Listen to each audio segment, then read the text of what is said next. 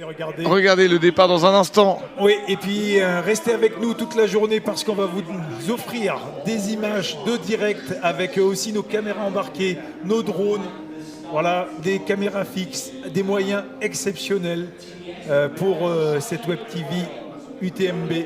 Et regardez le départ de cette CCC, 101 km, je vous rappelle, et 6100 mètres de dénivelé positif.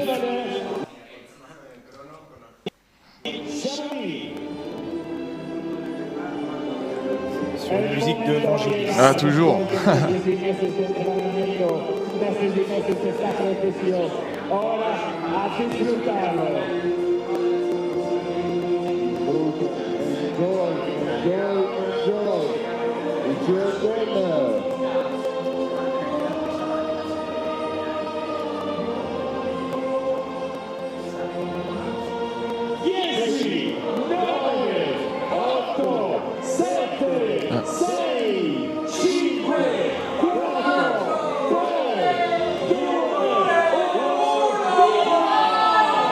Ah, il faut le décompte, et là c'est parti, ils ont quand même fait le décompte.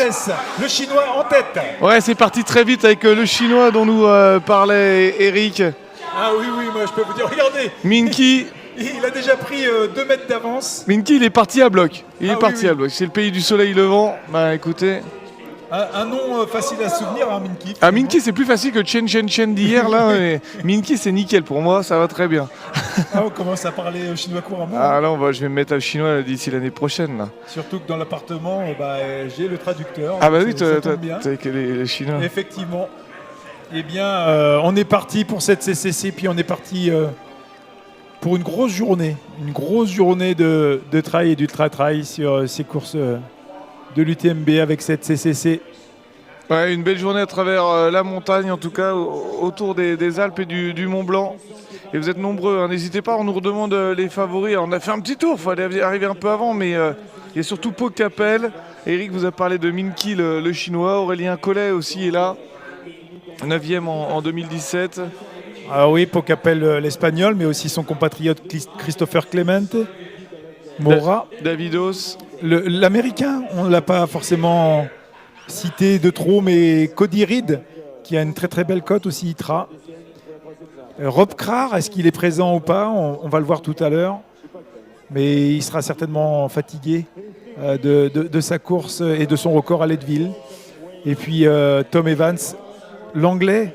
On n'en a pas parlé, mais Tom Evans, c'est un redoutable client. Il est là, Tom Evans. Oui, oui. Ouais, c'est un ancien militaire qui s'est fait connaître sur le marathon des Sables. Un jour, il est arrivé et il a fait 2e, je crois, derrière Rachid El Morabiti. Et alors, lui, il est très grand, très costaud. Et c'est une machine. Hein. Oui, tout à fait. Je crois que on va voir rapidement. Et regardez, ça y est, on est parti avec un petit peloton qui se forme, on va dire, d'une dizaine de coureurs. Et on va vite prendre la mesure du plateau qui s'annonce et de la bagarre qui s'annonce là dans les sentiers. On voit Davidos là-bas avec son bandana rouge et sa tenue noire, Compressport, vous voyez.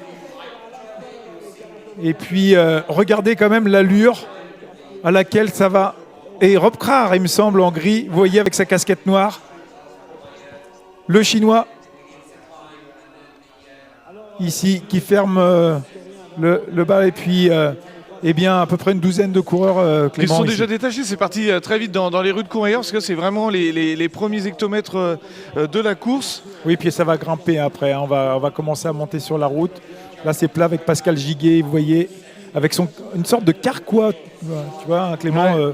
pour porter les bâtons. On a vu, par exemple, Ludo Pomeré avec les bâtons, lui, il prenait qu'un bras. les bâtons Voilà. satellites. On a discuté un petit peu hier soir, et effectivement, tout dépend de la technique que l'on souhaite. Ouais, c'est comme sur le TMB, il y a plusieurs vagues, vous voyez, il y a plusieurs sas en fait. Alors les premiers, dans mon classement ITRA, les favoris sont partis devant, et après il y a plusieurs sas comme d'ailleurs ça se fait.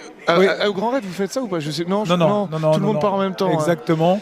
Mais effectivement, comme il y a énormément de monde sur cette CCC, eh bien, les départs sont décalés parce que vous voyez dans les rues et après, ça va se resserrer. Ouais, des routes très, très fines. Et c'est assez finalement intelligent dans le sens où on peut faire le décompte du chrono et ne pas être bloqué dans les bouchons. Après, c'est vrai qu'on ne part pas forcément ensemble, c'est un petit peu décalé. mais finalement, on se retrouve quand même dans les sentiers rapidement ensemble, et par niveau. Ouais, par niveau, parce qu'on prend les temps de référence, c'est fait intelligemment, bien sûr. Comme au marathon de Paris également.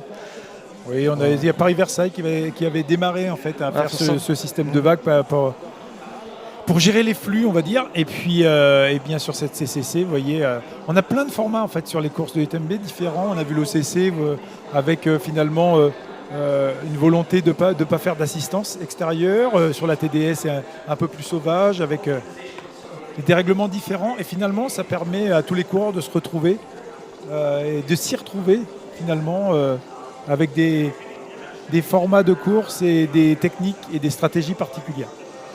Allez, en tout cas, on suit les coureurs pour les premiers mètres de cette CCC, les premiers kilomètres. Longue de 101 km, 6100 mètres de dénivelé positif. Et là, on démarre fort parce qu'il y a tout de suite une grosse montée vers la tête de la tronche avant de redescendre vers le refuge Berthom. Alors, vous voyez d'ailleurs le refuge de Berthom, on le retrouvera à 10h30, on sera en direct de là-bas dans 1h30. Mais pour l'instant, on essaye de suivre un maximum les premiers tant qu'on peut. Oui, et puis vous voyez, ça va vite. Hein. Ça va vite. Là, ça commence à grimper. Il y a à peu près 5% de pente, on va dire. Et puis, vous voyez, c'est un signe. C'est quand on voit que le peloton n'est pas compact. Ça veut dire que ça va vite et que chacun essaye de prendre son rythme. Et finalement, devant, ça ralentit pas et ça va relancer sans arrêt avant d'attaquer en fait les sentiers et les single tracks. Ouais, c'est parti vite en enfilade sur votre droite pour les premiers, alors qu'à gauche, vous voyez la suite du peloton qui attend à son tour le départ. Alors, quelles sont les météos de la journée? Il devait faire très beau, on annonçait du grand beau. Puis finalement, ça a l'air de se gâter, on annonce de la pluie pour l'après-midi, c'était pas prévu. Ouais, c'est les conditions météo de montagne, c'est normal.